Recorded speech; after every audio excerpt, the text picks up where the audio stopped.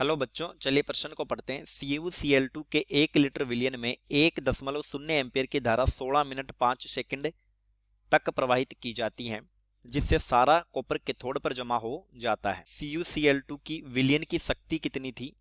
Copper का molar भार दिया है 63.5, फेराडे स्थिरांक का मान दिया है 96,500 कूलाम मोल इनवर्स। तो विलयन की शक्ति का मतलब है सामर्थ्यता, यानी कि विलय की सांद्रता से, जो विकल्प में या तो नॉर्मलता के रूप में दिखाई है या फिर मोलरता के रूप में दिखाई है। तो चलिए सबसे पहले प्रश्न की मुख्य अवधारणा पे बात करते हैं। मुख्य अवधारणा, देखिए मुख्य अवधारणा में हम जानेंगे फेराडे का प्रथम नियम। फेराडे का प्रथम नियम, इस नियमानुसार कहा जाता है कि इलेक्ट्रोड पर जो जमा मात्रा होगी वो विलयन में प्रवाहित आवेश के समानुपाती होगी। तो यहाँ W बराबर हो जाएगा ZQ। W बराबर, देखिए Z विद्युत रासायनिक तुल्यांक है और Q को लिखा जा सकता है I गुणा T।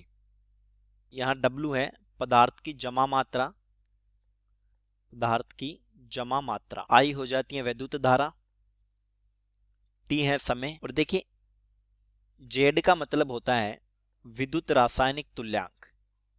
विद्युत रासायनिक तुल्यांक Z का मान निकाला जाता है E बटा 96,500। यहाँ E है तुल्यांकी भार,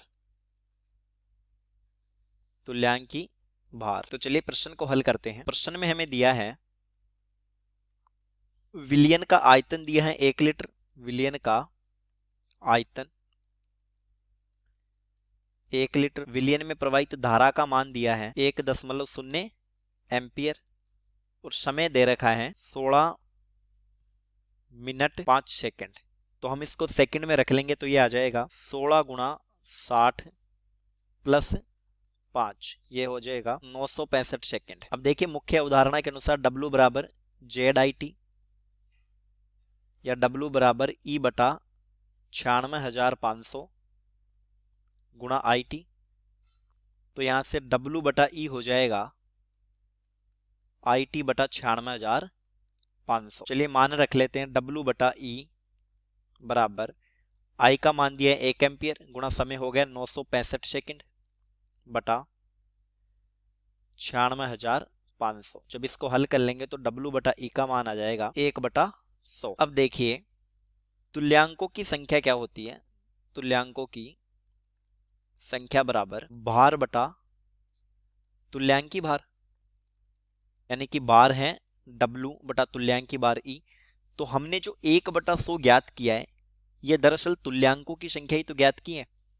तो W बटा E बराबर यहां हो जाएगा तुल्यांक और इसका मान हमने निकाल लिया 1 बटा 100। तो अब नॉर्मलता बराबर हो जाएगा तुल्यांकों की संख्या आई है हमारे पास, तो हम नॉर्मलता निकालेंगे तुल्यांक बटा आयतन, यानी कि V लीटर में। तो ये हो जाएगा तुल्यांकों की संख्या हो गई 1 बटा 100, आयतन दिया है 1 लीटर, तो ये आ गया 0.01 नॉर्मल। ये हमारे पास विलयन की सांद्रता आ गई नॉर्मलता के रूप में। ये हमारा उत्तर हो जाएगा। चलिए सही विकल्प की जांच कर लेते हैं। ए विकल्प में दिया है 0.01 नॉर्मल, तो ए हमारा सही उत्तर हो जाएगा। चलिए उम्मीद करता हूं प्रश्न समझ आया होगा। धन्यवाद।